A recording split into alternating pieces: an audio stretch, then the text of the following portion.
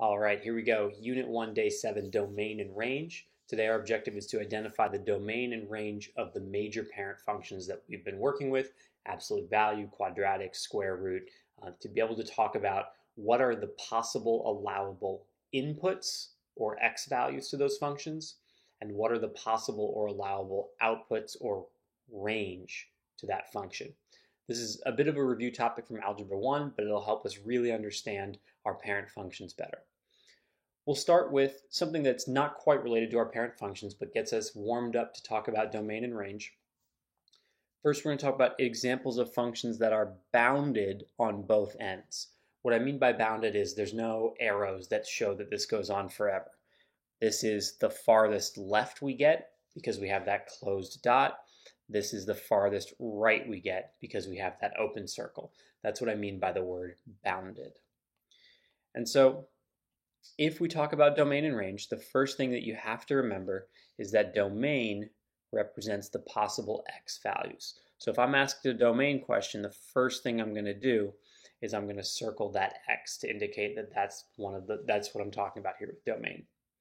Then I'm going to look and see what is the leftmost and rightmost x values I have.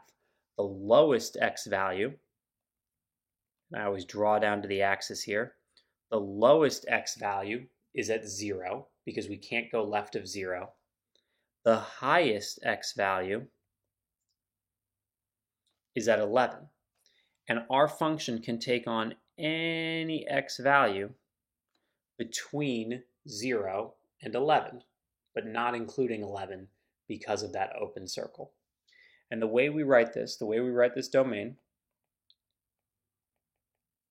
is we are going to say two facts and we're going to smush them in one. The first fact we're going to say is that 0 is less than or equal to x, right? 0 is always less than or equal to x because x is greater than or equal to 0 if you flipped that statement around. But we write it this way so we can do this all in one line and we can just have it flow from left to right. We can have this flow and we can say on the flip side, x is less than 11. Notice that on the left I give it that or equal to sign. That's because of the closed circle. On the right, we don't get that or equal to sign because of the open circle at 11. But this statement basically says x can be any number between 0 and 11, counting 0 but not counting 11. When we talk about range, we're talking about the up and down. We're talking about the possible outputs or y values. In this case, if I look at the range, I'm talking about the y values. The lowest y value that I ever reach is -2, and the highest y value that I ever reach is 6. And so our range is going to be from -2, not counting it, to 6, counting it. Because again, -2 has that open circle and +6 is closed. So we're going to have -2, we never actually get there, is less than y is less than or equal to 6. Y can take on any value between -2 and 6. So to wrap up here, key idea is that you're going to write two less than symbols so that you can order your items from least to greatest with either x or y in the middle depending on domain and range. You're going to say lowest possible value is less than x or y is less than or equal to highest possible value. The thing that's just tricky that you have to keep in mind is for x, lowest means left to right. For y, it means down to the top. And so go ahead, take a second. I want you to try this next one on your own. What are the domain and range of the function below? Let's start with domain. What is the domain of the function listed to the right? Okay, so the first thing we should have done is zoomed in on that x so we can talk about the domain of this function. The farthest left we get is -11. the farthest right we get is positive 4. The negative 11 has an open circle. The positive 4 has a closed circle. So our domain is negative 11 is less than or equal to x is less than, sorry, not or equal to because it has that open circle, is less than x is less than or equal to 4 for our domain. What about our range? So our range, our y values, the lowest we reach is actually negative 7. If I trace my finger along this graph and I look for what is the lowest value I reach, it's actually negative 7 versus the highest value we reach is positive 6. We actually reach both of those values. So our range is negative 7 is less than or equal to y is less than or equal to 6. And so that's a review of domain and range on bounded functions. Now we're going to take a brief look at what domain and range looks like for our parent functions, which are more interesting because they go on forever. So they have different ways of describing the domain and range. First, we'll take a quick look at our absolute value function. So this is the function y equals the absolute value of x. These graphs don't have the little arrows, but I'll draw them in here. So these go on forever. The key idea here is that if you have an absolute value function, x can be anything. If I go to look at this domain here, we go to the left forever and to the right forever. So it's not just what you see on your paper. It's just, if you could imagine this goes on forever, x can be anything. The way we say that for domain is that the domain of the absolute value function is all real numbers. That x can be anything. X is allowed to be anything in the world, so we say all real numbers. Y, on the other hand, because of the absolute value function, right? This is a magic box that takes in numbers and only spits out their positive versions. Notice on this graph, we never have any y values down here. All we have are y values at 0 and higher. We only have y values greater than 0. The range of this function is y is greater than or equal to 0. And so as you can see, unlike bounded functions, these are going to look different for every kind of function. Sometimes we're going to say things like all real numbers. We're often going to have single inequalities to say things like y is greater than or equal to 0. Y is always above 0. Now, once we start shifting this graph around or flipping it upside down, things are going to change.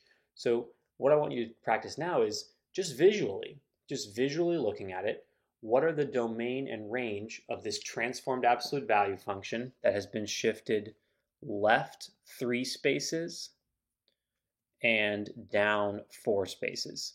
So take a second, looking at this graph, what would the new domain and range be? Again, every graph here, there should be these little arrows. This is the program I used to make it didn't include them. Okay, so for the domain is actually still all real numbers. This still goes off forever and ever and ever.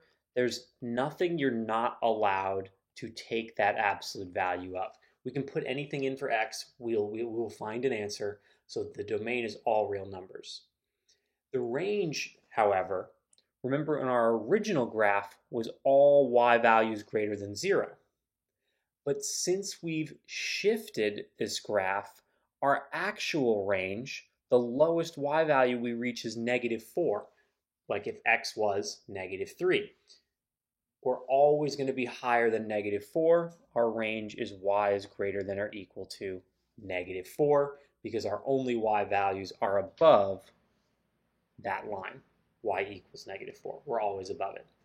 So that's our absolute value function. We just got 2 more. Next, we'll take a look at our quadratic function. Very similar. 2 key ideas. The domain is all real numbers because this goes off forever to the left and the right. The reason it does that is x can be anything.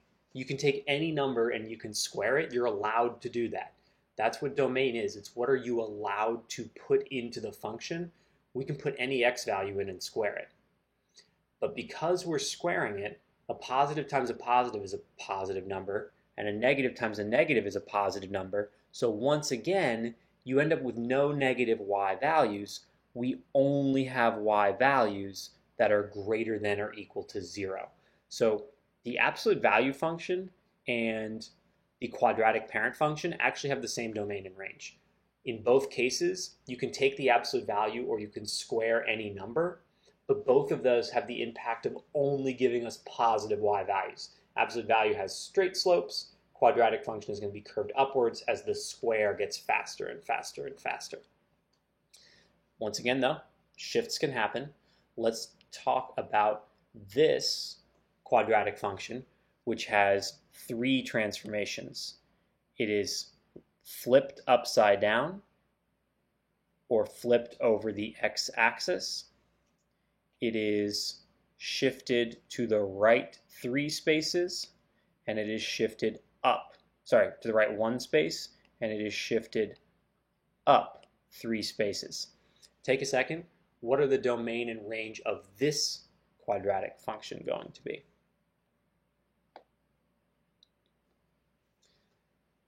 Okay, so domain, what are you allowed to do? As you can see from the graph, you are allowed to do anything. In terms of x values left and right, this function still goes on forever. You are allowed to put anything you want in for x and you'll get some answer out. That's what domain is, all real numbers. The range, however, has actually shifted quite a bit. The most important thing to notice, well, there's 2 really. Number 1, we are flipped. We are no longer pointing up, we are pointing down. And so this means that y is actually going to hit a maximum instead of a minimum. Our range is now going to have a flipped sign. Now this is going to say less than, whereas our original quadratic function was greater than because it was pointing upwards. Now we have a less than sign because y is always going to be less than some value. In this case, y is always going to be less than or equal to positive 3. So instead of y is greater than 0, we did 2 things. We flipped upside down and we moved up 3 spaces. So now we're pointing down less than 3, our maximum. One last one, and this is probably the most interesting one from a domain perspective. A couple little just quick little small changes I want to make to this graph here. This does go all the way exactly to 0, and then there's an arrow here. The square root function, y equals the square root of x. Really important idea here. This is a weird function, weirder than what we've seen before, because what I want you to notice is now we actually have a restriction on the domain. This graph stops at x is 0 and doesn't get into any negative x numbers. The reason for that is we can't take the square root of a negative number. Square root of negative 4, there's no way to get 2 numbers that multiply by themselves to get negative 4, a number multiplied by itself to get negative 4. So the key features here are that x cannot be negative. You can't take the square root of a negative number. So our domain here is x is greater than or equal to 0. It is all of these values forever to the right, but you can't be greater than 0. And likewise, traditionally when we write that square root symbol, we can't get a negative number out of a square root. It means only what positive number times itself would be this. All right, when we say the square root of 16, the answer is 4. The answer is not 4 or negative 4. The answer is just 4. So square roots can only produce those positive numbers as well, which is why the range, the y values, likewise are y is greater than or equal to 0. This will also have shifts. So let's take a look at what these shifts are going to look like.